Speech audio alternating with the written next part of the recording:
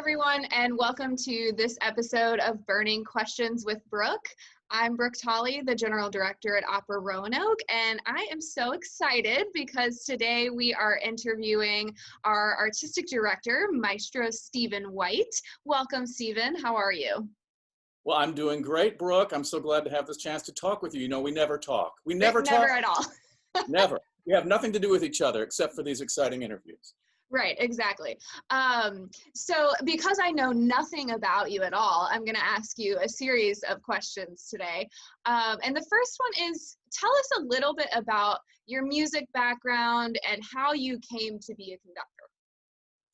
Well, that's a long story or a short story, depending. And I'll make it short for these purposes. I was very fortunate that I was born in a family of musicians. I'm the oldest child. I've got a sister, I've got a brother, but my parents were both musicians. They both passed away now, but my father was a musicologist and a pianist, and my mother was an opera singer and a voice teacher. And so I grew up in this environment where classical music was all I experienced from a musical standpoint from a very early age. Some people think, oh, you were so sheltered, you never learned pop music and all of that. Trust me. I've heard enough pop music over my 57 years that I'm fairly good at recognizing the difference between the Beatles and others and that kind of stuff. But from a very early age, and when I mean early, I mean 5, 6 years old, my parents did nothing but play classical music for me. So I was saturated with it. I learned to love it. I didn't really know anything else. My father started teaching me to play the piano, took violin. When I got into high school, I found out I could sing. And I just grew to love the totality of classical music in all forms: orchestra music, piano music, violin music, opera eventually. And so I thought I could do it all. I thought I'd be a concert pianist or a concert violinist. I knew I'd be a conductor. I just didn't know how to go about doing it. So the long story short is I got some real opportunities as I was a young adult to sort of get my feet wet with conducting. My first major breakthrough was I became chorus master of the Florida Grand Opera. And it's there that I made my operatic conducting debut with a jump-in performance of Il Trovatore. And the rest is a little bit of history. And that's the short version. Well, I like that you said, when you talked about the totality of music, because as a conductor, you have to be very well versed in all of those areas, and you are, so well, you get to experience the best of everything. Well, the great thing about classical music is that there's so much of it. People think, oh, I like all kinds of music. Well, within the classical music world, or what we call art music, as opposed to some of the more popular genres, which are perfectly fine, and which we coexist. But within the world of classical music, there's infinite diversity, and there's infinitely great music in all of these different forms. I mean, if people ask, what's the greatest piece of classical music? I mean, you can't really say. Is it the B minor mass? Is it an opera? Is it a symphony? Is it a piano sonata? And then zillions and zillions of other things in between. And they all inform each other. And then you start to realize that classical music in and of itself, does not exist in a vacuum, but is rather part of the totality of art. And art doesn't exist in a vacuum. It's a totality of human imagination. Right. And that doesn't exist in a vacuum. It's our capacity as human beings to feel and to think and to have idea. And so I try to find all of those connections, through, even through every bar of music that I'm involved with. It sounds lofty, but I don't mean it that way. It's just a way of making a personal connection and realizing that what we do really matters, not only to us, but I think to everybody. Yeah. So let's switch gears a little bit. I know that, I'm sure, knowing that your parents were musicians, they were mentors and role models to you. Who are some of the other people in your life that you've just been able to learn from? Oh my goodness. I learn from everyone all the time.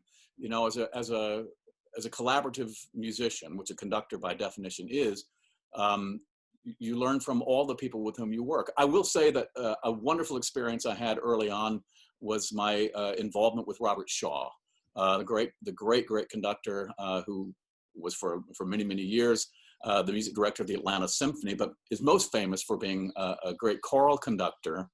I had tremendous experiences with him, assisting him. I was his assistant, and I was also involved in what was a marvelous project that he had for several years, taking choristers from around the world and going to France as part of the Robert Shaw Festival Singers, and we recorded Rachmaninoff Vespers and other great pieces, and being around such a great musician with an ear and a sense of rhythmic precision that he had was an incredible experience for me. And so I would say that might have been my first early mentoring, apart from my own parents, my father in particular.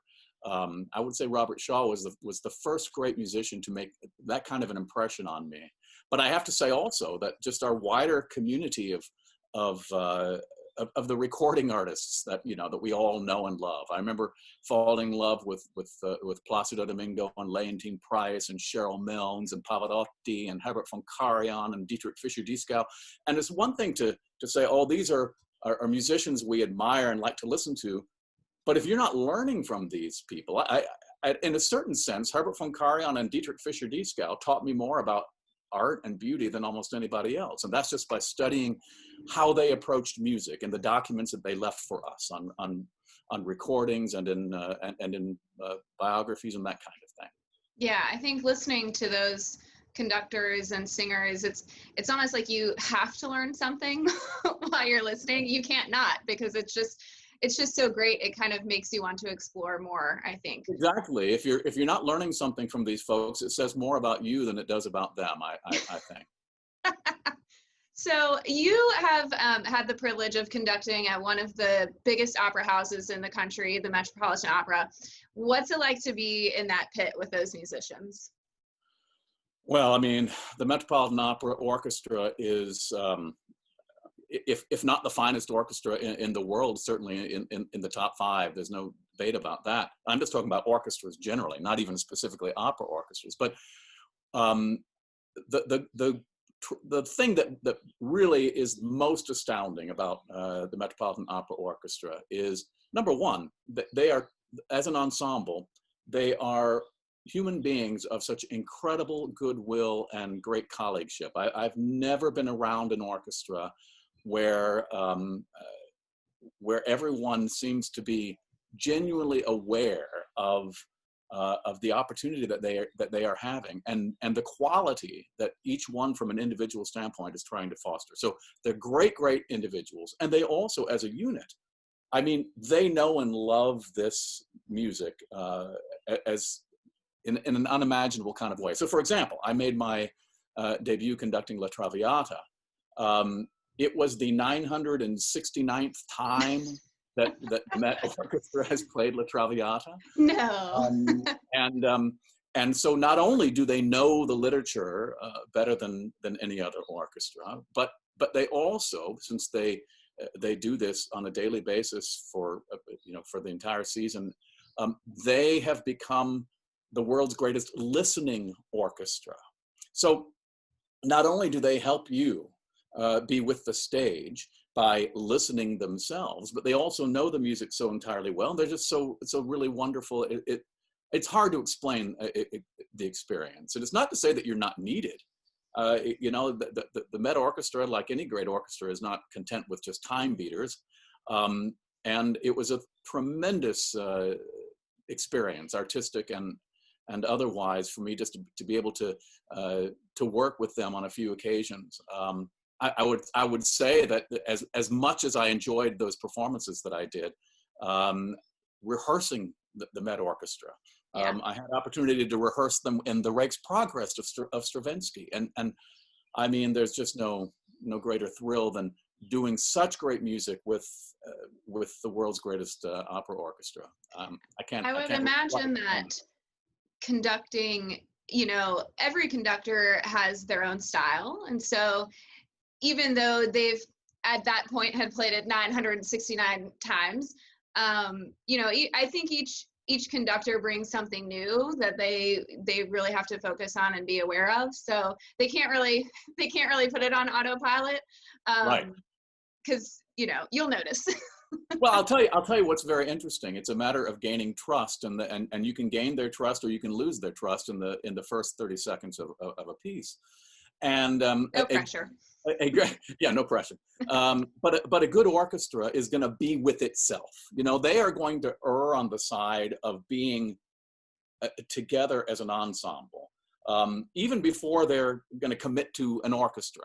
So if a conductor is vague in his or her intentions, not being clear about the direction, there's going to be hesitation, because that orchestra is not going to make a fool of themselves just because they're, you know, wanting to follow a conductor. It has less to do with, you know, what we sometimes think of the idea, oh, an orchestra follows a conductor. It's not like that at all. Particularly when you're dealing with orchestras that have their own sense of style and integrity. It's not so much following as it is you're both jumping into the same you know, North Atlantic Sea, and Yeah. you're both trying to catch the same wave, you know, and that's a little bit more like what it is like. So you have your conducting repertoire is extensive, from opera to symphonic.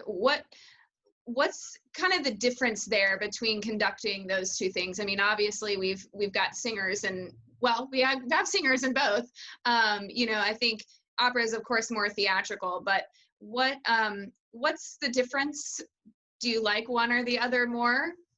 I like them both equally, depending on the, you know, the quality of the music that you're doing. That is to say, I mean, there's great operatic music. There's great straight lit orchestral music, and I love them both. The difference is more about just the amount of challenges there are in opera. The technical requirements in opera are just so very numerous.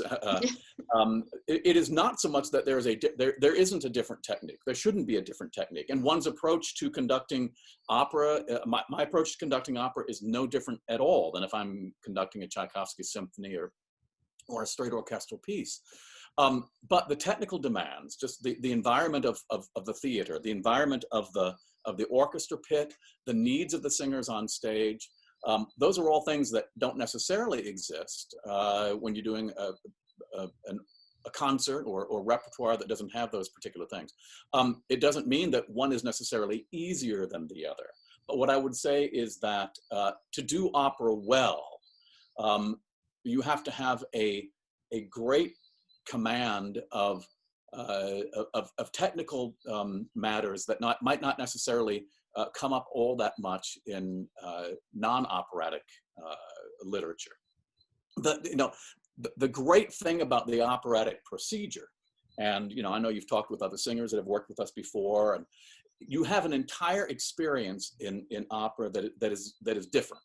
So, for example, if I'm working with a piece of an opera, I'll work with the singers and a piano for, let's say, 3 weeks sometimes, working on the tempos, working on everything musical.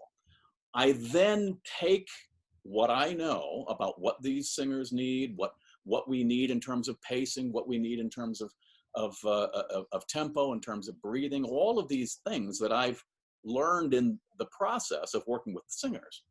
I then take that to the orchestra. And so I consequently